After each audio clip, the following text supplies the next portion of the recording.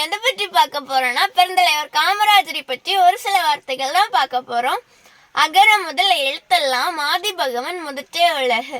எழுத்துக்கள் ஏங்குவது அகரத்தால், உலகம் ஏங்குவது இறைவனால், அதுபோல மனிதர்கள் ஏங்குவது கல்வியினால். இத்தகைய சிறந்த கல்வியின் தந்தை தான் நமது பெருந்தலைவர் காமராஜர். இவர் 1903 விருதுநகரில் பிறந்தார். இவர் ஏழையாக பிறந்ததால் கற்கவில்லை கல்வி அன்று, எளிமையாக வளர்ந்ததால் கல்வியின் தந்தையானார் என்று. இவருக்கு கருப்பு காந்தி, கர்மவீரர் காமராஜர், கல்வி தந்தை என பெயரும் உண்டு. இவர் 1954 தமிழக முதலமைச்சர் ஆனார். மக்களுக்கு பல தொண்டுகள் செய்தார். ஏழை மக்களுக்கு உணவு கொடுத்து கல்வியும் கொடுத்தார். 1975 இவரது உடல் நம்மை விட்டு சென்றாலும் புகழென்றும் வாழ்கிறது.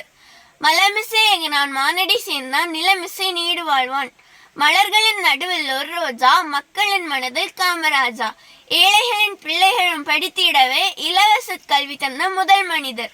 மலர்களின் நடுவில் ஒரு ரோஜா, மக்களின் மனதில் காமராஜா.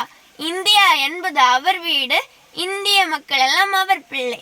மலர்களின் நடுவில் ஒரு ரோஜா, மக்களின் மனதில் காமராஜா. நன்றி. நாளைக்கு ஜூலை 15, அதாவது பெருந்தலைவர் காமராஜரோட பிறந்த நாள்.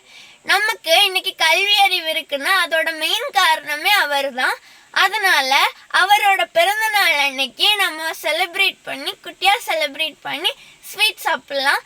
இந்த வீடியோ உங்களுக்கு பிடிச்சிருந்தா லைக் பண்ணுங்க, ஷேர் பண்ணுங்க, கமெண்ட் பண்ணுங்க, மறக்காம சப்ஸ்கிரைப் பண்ண மறந்துடாதீங்க. பாய்.